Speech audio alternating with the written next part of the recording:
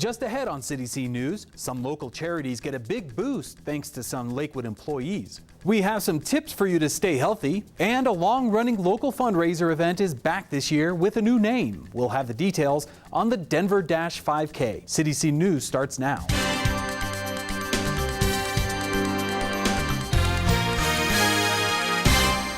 Hello and welcome to CDC News. I'm Jonathan Kirsch with the latest on Lakewood news and events.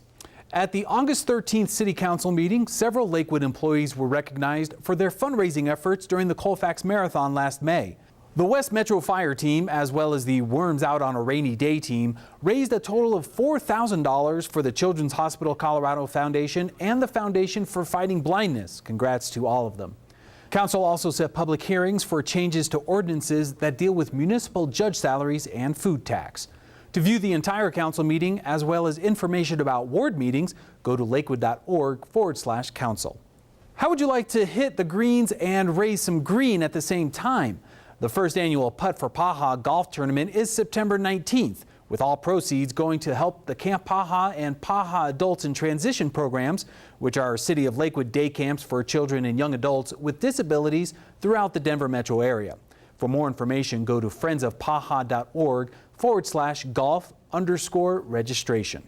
If golf isn't your thing, maybe you'd rather eat and drink to raise money instead.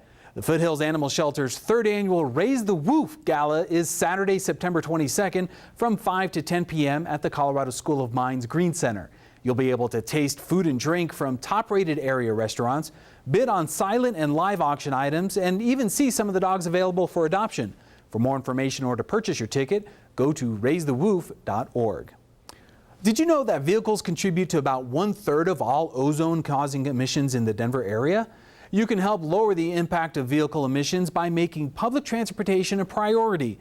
And to give you some incentive, the Regional Air Quality Council is offering a chance to win one of 2 4-packs of tickets to a Colorado Rockies game, including food and beverage vouchers.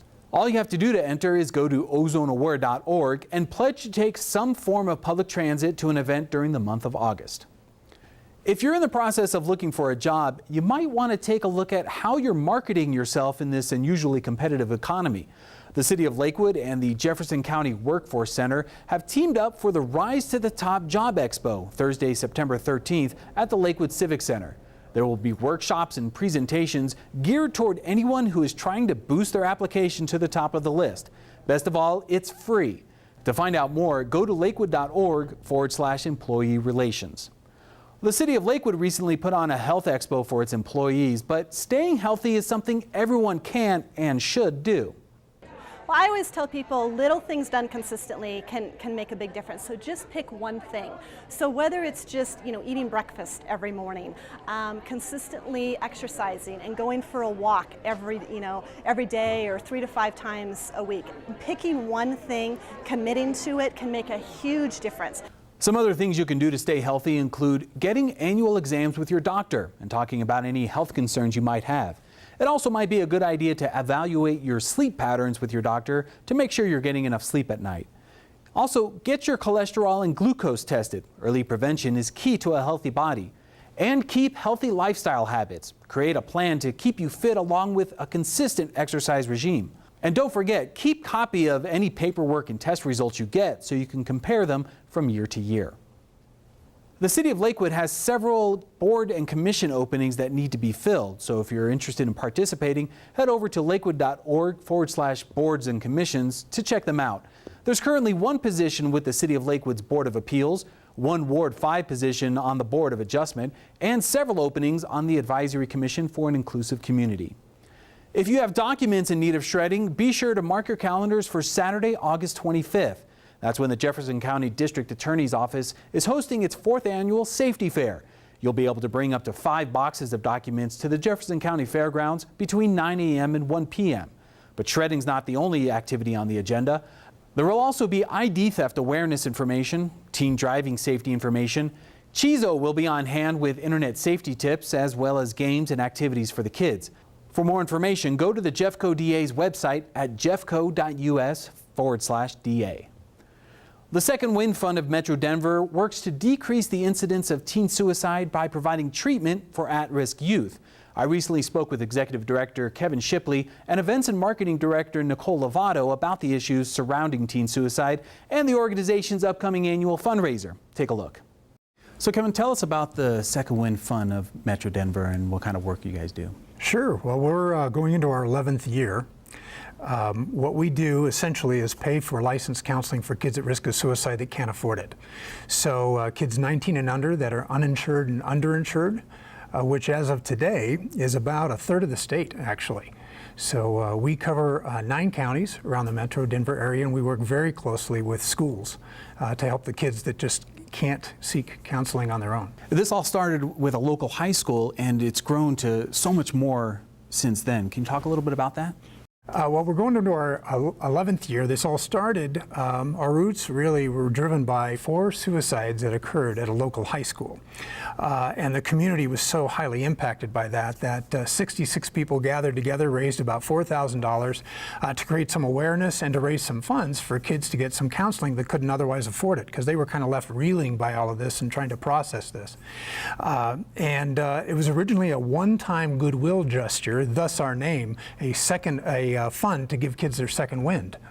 Well, here we are 11 years later, and we're serving over 600 schools now in 9 counties, and we work very closely with them. We serve about 450 kids a year, 450 to 500, and we've had almost 2,900 kids referred to us through the schools. That's fantastic. Nicole, what do you want teens to know about the help that they can get when it comes to teen suicide? The most important thing we want them to know is that it's available, that it's okay to tell somebody that they're having suicidal ideation and that we're here to help. We're completely confidential, so they don't have to worry about anything getting back to their school or their classmates. Same goes for parents. I mean, we're here to help, and we want people, if they have any inkling that there's an issue or a problem with a friend or a child, to contact us, and we could get them in the right direction to, get them on a better track and live tomorrow. Another way that teens can help us out, in addition to contacting us, is they can actually advocate our program and our organization for us within the community.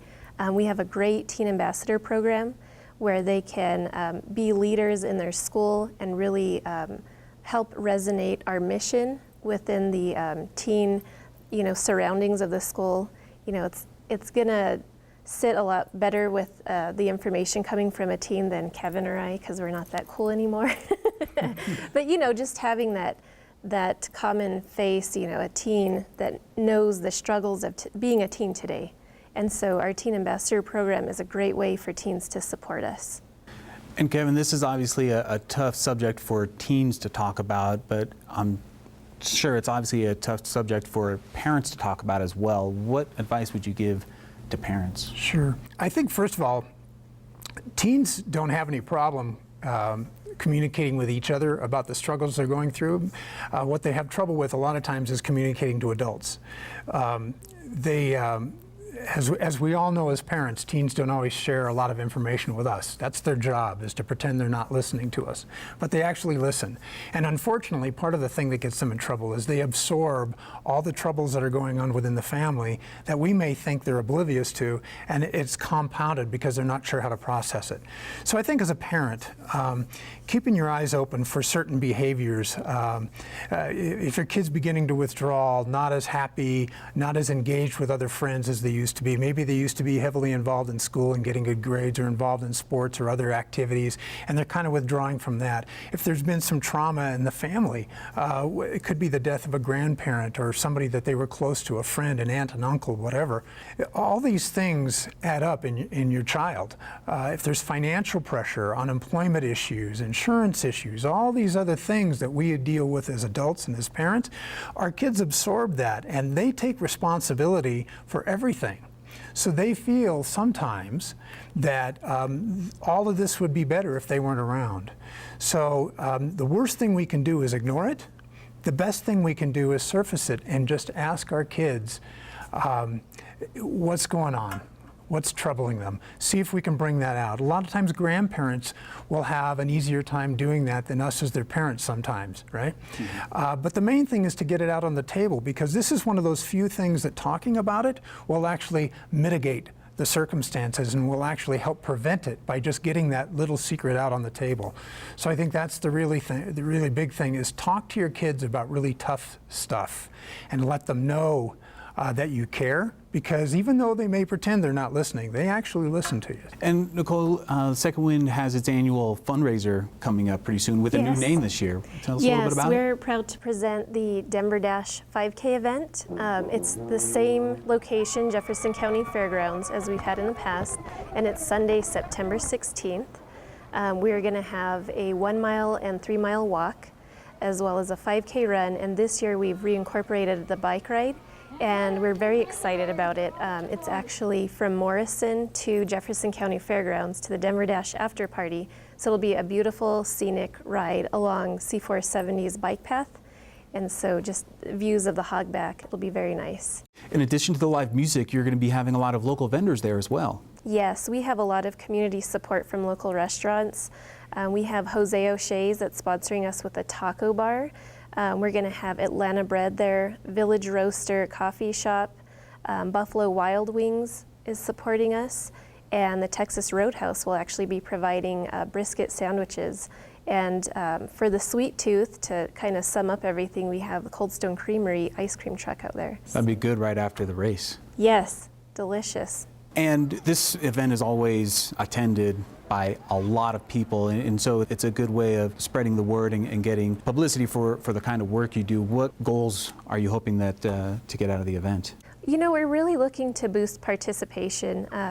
By people building teams to participate, they're not only helping us raise funds to save kids' lives in the community, but they're also promoting awareness and helping us prevent youth suicide. So, I mean, it's a win-win event. It's a great family activity to do. And you know, the good gesture of participating goes far beyond people's imaginations. I mean, they're saving kids' lives in the community, and that's the bottom line. Be sure to check out the Denver Dash 5K on Sunday, September 16th. As Nicole mentioned, there will be a 5K run, a 3 mile or 1 mile walk, and a bike ride. Stick around after the race for food from local vendors and live music from the Hazel Miller Band, Dot Cero, and more. To register or volunteer, go to denverdash.org. The statewide fire ban this summer forced the cancellation of many 4th of July fireworks shows around town, but you're in luck. Bandimere Speedway has rescheduled its fireworks show for August 18th as part of the Super Chevy Show. For information and ticket prices, head to bandimere.com. You're invited to say goodbye to summer in style with a silent auction and live music at the retreat at Solterra. The event is a fundraiser for the 3RC Foundation, whose programs provide Jefferson County residents the opportunity to safely, efficiently, and economically dispose of household chemical, electronic, and organic wastes. In 2011, the Rooney Road Recycling Center diverted more than 365,000 pounds of household hazardous materials from landfills. The fundraiser is September 16th from 4 to 7 p.m. To RSVP, call 303-987-7579. Several new restaurants and businesses are slated to open up in town, and just thinking about them makes me hungry. Five Guys Burgers and Fries, Bonefish Grill, Panera Bread, Garbanzo's, as well as Batteries Plus, Verizon Wireless, and Mattress King will be finding homes at the new Promenade at Denver West, a new development on the corner of West Colfax and Indiana Street near Colorado Mills Mall. The grand opening is set for later this year. Well, that's it for this edition of City Scene News. Stay up to date on the latest Lakewood news and events at lakewood.org. I'm Jonathan Kirsch. Thanks for watching.